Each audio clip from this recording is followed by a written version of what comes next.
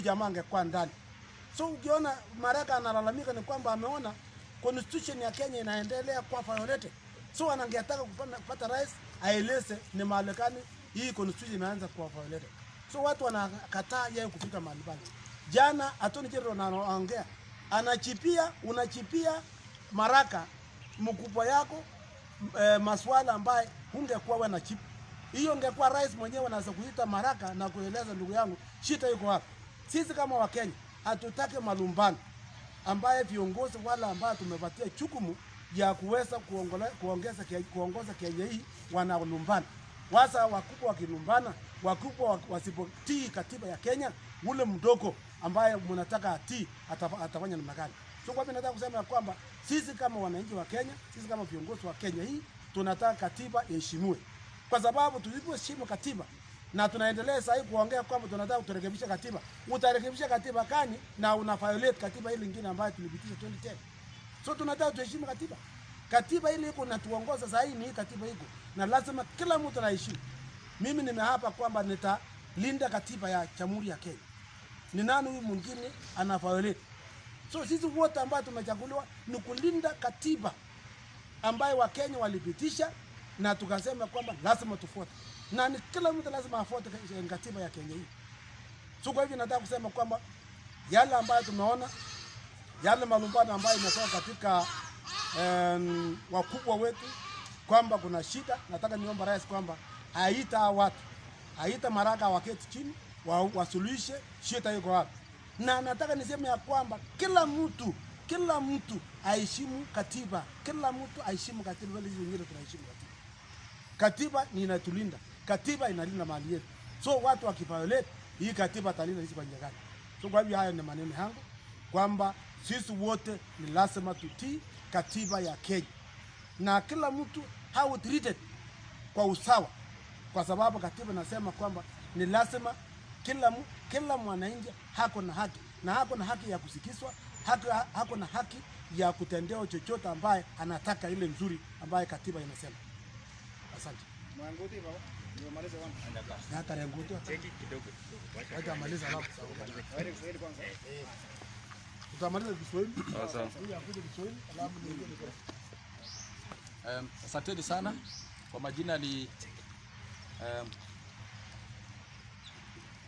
Kwa majina ni Silas Tochim, mwakilishi wa wadi ya Tenges, Baringo Central, Baringo County. Tuko hapa kutoa our concerns on the current affairs which is unfolding every day. And I want to start with making a strong appeal to the government to consider focusing on the present floods and the rains. We are now used with Corona, and Corona is part of us, but the rains is here again, causing havoc, floods, displacing people, and we want the government to consider supporting areas which are prone of floods. We are now used with the theft which is in the government on Corona. They have used Corona to be a cash cow. We have information, it has been in the public domain, that money, billions, have been wired to foreign accounts. And Kagwe is a big cartel. He is a serious big cartel, speaking English all over, giving us reports. But the fact remains, they have used the Corona pandemic to swindle and to steal money which has been donated. There are no masks, nothing happening in the ground. So let us just accept that it is part of us, and the corruption which is there is just rampant. They were saying there is misuse of funds in Timorer, in Aror, but they have not said anything regarding the misuse of Corona pandemic money. Corruption is corruption. So we are appealing to the government to consider supporting people who have been displaced by floods and the rains. On the issue of constitutional changes and disregard of the constitution and the laws of Kenya, I want to make an appeal. I want to humbly request the president to abide by the constitution which he swore to defend. Aliapa kulinda na kutetea katiba ya nchi yetu. Tunaona mambo inaendelea, haifurahishi. Tunaona Chief Justice wanajibiana na rais. Rais jana amejibu through the Attorney General. I believe so, and I think that was the message of the president through the Attorney General. But it is shocking that the Attorney General was very rude, and that is not really auguring well with the common mwananchi. Tunaona law society, the custodians, and those who uphold the law have complained. The Senate and the Parliament, there is conflict. Hawasikizani. Mambo ya kutoa wengine, mambo ya kuweka wengine, mambo ya kufukuza wengine kwa chama, mambo inafanyika kwa Fort Kenya. Hiyo yote ni disregard of the constitution. Kwa hivyo, the jungle law, kila mtu afanye kivyake. Lakini nchi yetu is governed by the constitution which was voted in 2010. Kwa hivyo tunaomba serikali, tunaomba mheshimiwa rais awe in the forefront ya kutii na kufulfill the law, the constitution of Kenya. We want the Senate to be serious in safeguarding devolution. What happened in Kirinyaga, we welcome and we uphold the decision of the county assembly of impeaching Governor Uhuru, because they saw it fit that she doesn't deserve to be the governor. Now our eyes, our attention is focused in the Senate. The Speaker of the Senate, Mheshimiwa Lusaka, alichagua tume ya kusikia hiyo maneno ya Uhuru. Chairman is our Senator Gideon Moi, wakisaidiana na Orengo.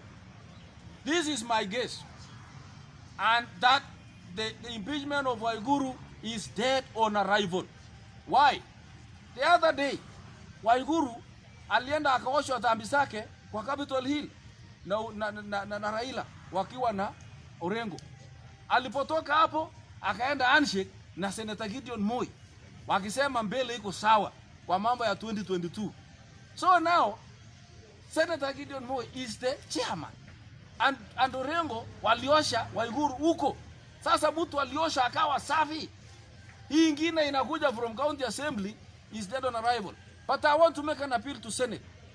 Wananchi waliwachagua mutetee katiba ya Kenya na tena kutetea devolution. Kama devolution nimesema Uhuru hastahili, atolewe.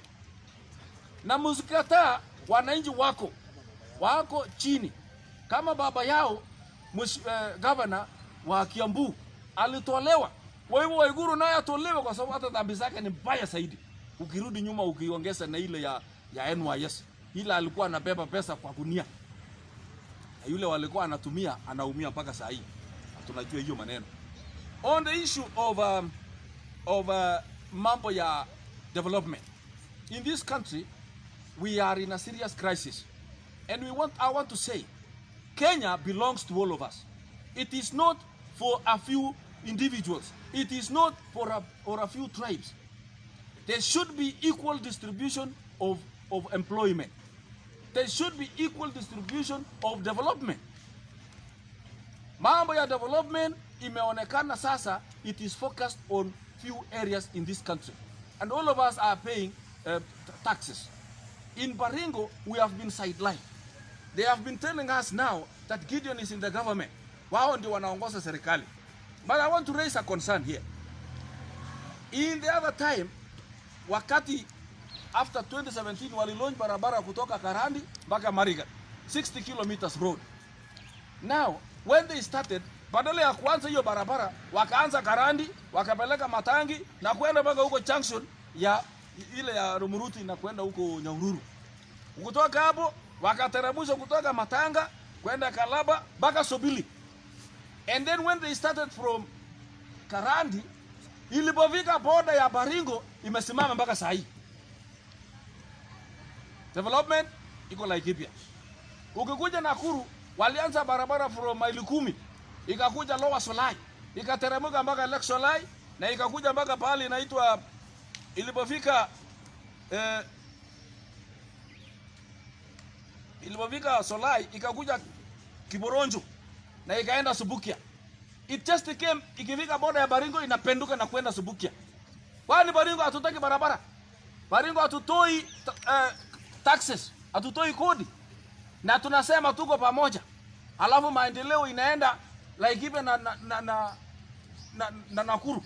Hatujasema highway ile ya kutoka Nairobi tika kwenda na wanataka peleka mpaka Meru. SGR imetoka Mombasa, imekuja ishia nowhere huko Naivasha. Na wanasema ile dry port iko Naivasha. Imevunja kazi ya watu ya Mombasa. Oil refineries huko Mombasa imekufa. They are having other plans. Now Kenya is for all of us. Kwa nini maendeleo na kazi inakuwa skewed? Wanasema wanaandika SECs kwa hii interior. Ngoja utaona. Tell me.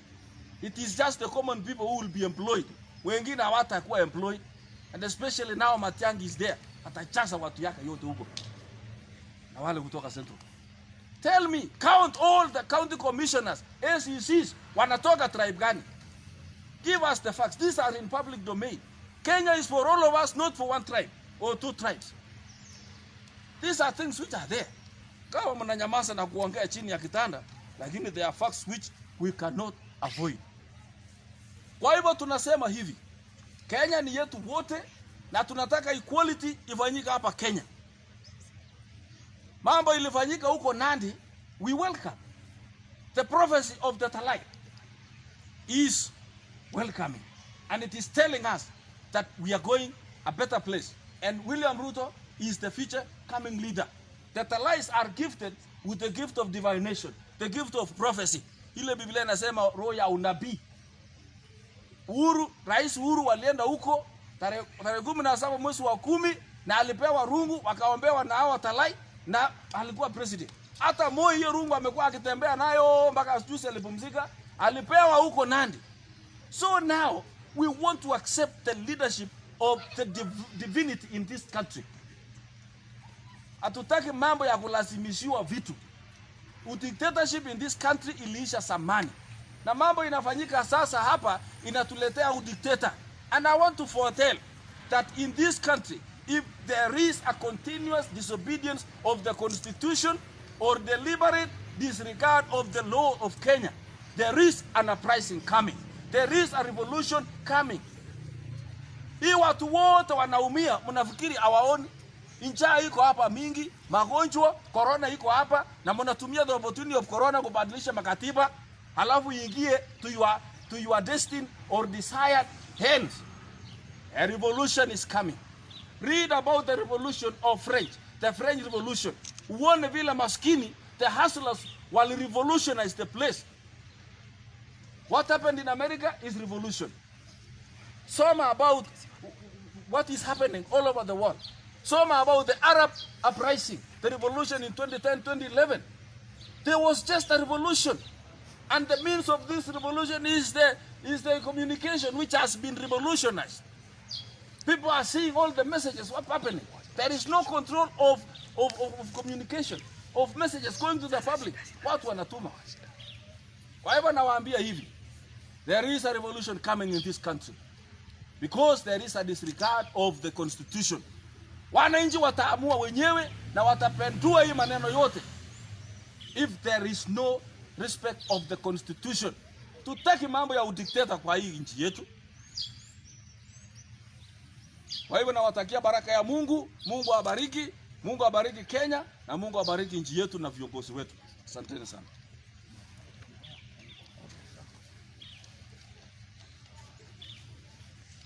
Asante. Jina ni John Karuse, MCA kutoka Sacho, na nimekuja kuungana na viongozi wenzangu ambao wametangulia kunena. Na kwanza nataka nishukuru Mungu kwa sababu wazee wa Kapsisiwa Talai wametoa mwelekeo katika nchi ya Kenya. Kuanzia kwanza, watu wa Kalenjin tumepata mwongozo kutoka kwa hao wazee, na Waswahili wanasema palipo na wazee hapaharibiki neno. And these elders have given us direction, and all of us are now following that direction because they have told us what we ought to do. The crowning of the DP as the Kalenjin kingpin and the leader in Kenya is what we have been yearning for, and we thank God it has been done. All of us will follow that route, and I want to ask the Kalenjin community washikane mkono na Wakenya wengine. Hii mambo ya uongozi haikuji tu kwa sababu ya kukaa peke yetu. Lazima tushirikiane na wananchi wa tabaka mbalimbali, the whole of Kenya, and I'm glad that the Deputy President has following all over the country, and I believe that following did not come just like that. It's because the Deputy President has leadership, he has the qualities, he has what it takes to lead Kenya, and all of us, let us rally behind him so that we can realize development in Kenya. Tumeona, we have seen what the Deputy President is doing, launching projects and doing what he is supposed to do. So all of us, let's support him. Na nikuje kwa mambo ya constitution. Hii Kenya sio ya watu wachache, sio ya wale wanaenda kukutana kwa boardroom na kuamulia sisi maneno. Uamuzi ni ya Wakenya. And Kenyans, we have the voters card. Let us have those voters cards ready to send some of these guys home who are fighting and destroying the democracy that we have already gotten in Kenya. Tumetoka mbali sana kama Kenya. Kina Raila Odinga walipambana, lakini sasa wanatupeleka huko nyuma mahali tumetoka, na hiyo hatukubali. Tunataka tuende mbele na tupate haki kwa kila Mkenya, na hiyo haitafanyika kwa kufunja vyama, haitafanyika kutoa wengine kwa viti. The BBI thing which was started the other day is talking about inclusivity, but is what is being done now inclusive? Is removing people from parties being inclusive? I think these leaders are taking Kenyans for a ride, and we must say that they are taking Kenyans for a ride. And I want to urge Kenyans to stand firm, hold onto the ground, na tufuate sheria. Itafika siku ambayo wale wanataka kuiba Kenya hii na kuharibu Kenya hii lazima watusukumwe kando, na tutafute viongozi wale wako na roho ya kumtetea mnyonge Mkenya. Na huyo tuko na mtu mwenye anatutetea, that is the Deputy President, Mheshimiwa William Samoei Arap Ruto. Na jambo lingine ni mambo ya corona. Nataka niombe wa Kenya, let us continue adhering to what the Ministry of Health is telling us. Tuvae mask, safishe mikono, tujikinge, because this thing is dangerous. It is very dangerous, and we have to make sure that we do our best to make sure that we keep this disease away and out of Kenya. Na jambo lingine, sitaki kusema mambo ya wizi ya pesa ya corona. Kama wewe unaiba pesa ya corona, iba bia na hiyo ugonjwa, so that Kenyans will remain peaceful without this disease. Na mwende na hiyo corona na hiyo pesa mumeiba. Yeah, because it is very wrong. You know, you cannot use a misfortune and the suffering of the people of Kenya to enrich yourself. That is uncouth, that is unacceptable, ungodly, and it is not acceptable. Na nitaka tu niombe wa Kenya, your health starts with you. My health starts with me, and therefore I must take precaution, and I must do what it takes to make sure that I stay healthy and keep corona away. Jambo lingine ni mambo ya mvua. Barabara simeharibiwa na hii mvua, lakini mvua ni baraka. So ninaomba tu serikali waendelee kurekebisha hiyo barabara ambayo imeharibika. Kwanza kuna hii ingine kutoka hapa Kasoyo mpaka Ravine imeharibika sana, na kuna mchanga imejaa kwa barabara. Although the county is doing something, but that is a Kera road. So watu wa Kera wasaidie kutengeneza hiyo barabara ndio tupate watu waende kwa shughuli zao. Na pia hii mambo ya maendeleo. You know, sometimes we are taking too long. Kama kuna janga imetokezea, serikali tunaomba muende huko haraka, msuluhishe na msaidie watu, because people are suffering, no food, no access to health facilities because of the destruction of the infrastructure by rains. Na hatuwezi laumu Mungu kwa sababu anafanya kazi yake, but what has the government done to mitigate against the effects of the floods? Hiyo ndio ombi letu tu, so that we have our people live peacefully and in a good way, bila kuumia kwa sababu ya mambo ya mvua. Na mpaka hapo nataka niseme tu ya kwamba tushirikiane. Let us have the unity which we have always been told by our leaders, and that unity does not just come by rubbishing others or removing others. Tuchunge hiyo uhusiano wetu kama wa Kenya, na tukae kwa pamoja, tushikane kwa pamoja, and let's maintain peace, and we will have that prosperity coming our way. Thank you very much. Labda mheshimiwa, kabla hujamaliza, LSK juzi walisema kwamba the president ako impeached. Maybe as Baringo leaders, do you support such? About impeachment, of course, impeachment, mimi sijaona sababu ama sijapewa hiyo sababu nione sababu gani wanataka kuimpeach president. So I cannot comment on something which I have not seen. Lakini nikiona, then I can support if the reasons are valid, ama inanipatia ni support. But otherwise that one I don't think is necessary now. Ningependa tu niombe ya kwamba bado nasisitiza ya kwamba let us get united kutoka huko juu kwa serikali kuu. Let the deputy and the president sit together and unite Kenyans. Hii mambo ya kufurukana na kupigana haitatusaidia, because we cannot get development when we are fighting and destroying the democracy that we have already come up with. It is good for us to unite together. Mambo ya impeachment, so long as there are grounds to impeach, then let it be done.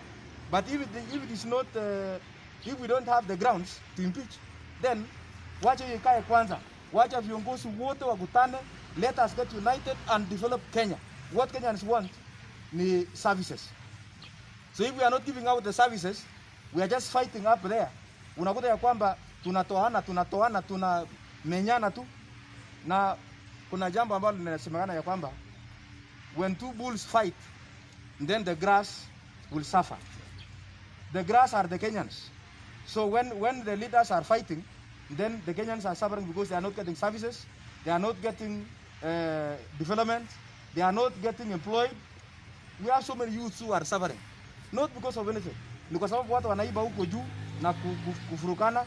So mipango haiko, because instead ya kupanga tunakuarusana na kugongana, which is actually very wrong. Thank you very much. Bado kuna swali lingine? Okay, asante.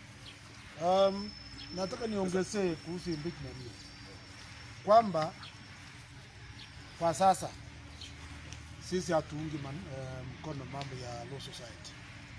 Ile kitu ya maana ni kwamba tuheshimu katiba. Mambo haya ya kusema kwamba rais hawe impeached, hatuko hapo. Tunataka rais aendelee na kazi yake pamoja na naibu wake, ndio tutamesha. Rais amesema tunataka awache legacy katika Kenya hii. Legacy ya rais ni kwamba alinde katiba atetee katiba, ndio wakati atakapotoka retire kwa urais atakuwa amewacha legacy ambayo Wakenya wote wanakuwa pamoja. So hiyo ndio kitu ambayo nataka kusema kwa law society hiyo. Tafadhali, hatutahitaji sasa hiyo, tunahitaji sasa Wakenya wawe pamoja na tuendeleze mambo ya corona ile imetusumbua na mambo mengine yetu tu. Ni kwamba rais aheshimu katiba, rais aheshimu chief justice pamoja na wale wote the other arms, lazima washirikiane, wasikizane, ndio hii Kenya iweze kuenda mbele. Basi mjangala lenguti